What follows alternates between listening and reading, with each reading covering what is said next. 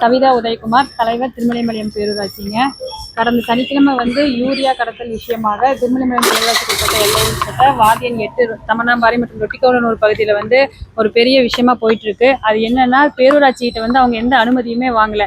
யூரியாவை எங்கிருந்து கொண்டு வராங்கன்னே தெரியாம கடத்தி கொண்டு இந்த இடத்துல வச்சு அதுக்கப்புறம் அவங்க லிக்விடா மாத்தி கர்நாடகாலேருந்து கொண்டு வர்றாங்கன்னு சொல்றாங்க. அது தகவல் தெரியாது. கர்நாடகாலேருந்து இங்க தமனாம்பாறை பகுதியிலும் ரொட்டிக்கோனூர் பகுதியிலும் வச்சுட்டு அதுக்கப்புறம் அவங்க லிக்விடா மாத்தி கேரளா கொண்டு போறாங்க. அதுக்கு பேரூராட்சிக்கு சம்பந்தமே கிடையாது. பேரூராட்சி கிட்ட முறையாக அனுமதி வாங்கியிருந்தா மட்டும்தான் பேரூராட்சி செயல் அலுவலராகட்டும் மற்றும் மன்ற உறுப்பினர்கள், தலைவர் எல்லாத்துக்குமே அந்த தகவல் தெரிஞ்சிருக்கும். அவங்க எதுவுமே அனுமதி இல்லாம நடத்திட்டு இருந்திருக்காங்க.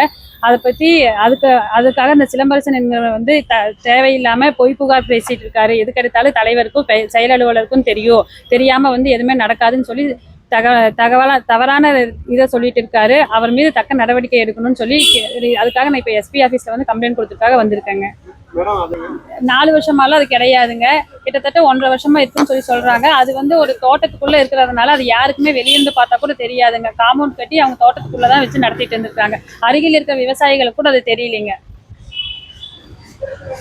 பஞ்சாயத்துக்கும் அதுக்குமே அவங்க அனுமதி வாங்கியிருந்தா மட்டும்தாங்க பஞ்சாயத்துக்கு தெரிஞ்சிருக்கும். அவங்க அனுமதி வாங்காம செஞ்சதுனால எப்படி பஞ்சாயத்துக்கு தெரியாது இல்லைங்க. இது தோட்டத்துக்கு வரி கட்டுவாங்க. அவங்க வரி கட்டுறதுக்கே வரலீங்களே ஆபீஸ்க்கு. அவங்க எதுக்குமே வரலீங்க, அனுமதியே வாங்கலீங்க. அது இபில தான் நமக்கு இது பண்ணணுங்க. அப்படி கிடையாதுங்க. டாக்குமெண்ட் இருந்தாலும் இபி இது பண்ணுவாங்க. பஞ்சாயத்துக்கு சம்பந்தம் இல்லைங்க. குடிநீர் இணைப்பும் இதுல கொடுக்கவே இல்லைங்க. ஆனா அவங்க குடிநீர் இணைப்பு கொடுத்துருக்குன்னு சொல்லி பொய்யான தகவலை கொடுத்துட்டு இருக்காங்க. பொய்யான தகவலை பரப்பி என்னோட பேருக்கு அவமதிப்பு ஏற்படுத்திட்டு இருக்கவங்க மீது உரிய நடவடிக்கை எடுக்கணும்னு சொல்லி நான் கேட்டுக்கிறேன்.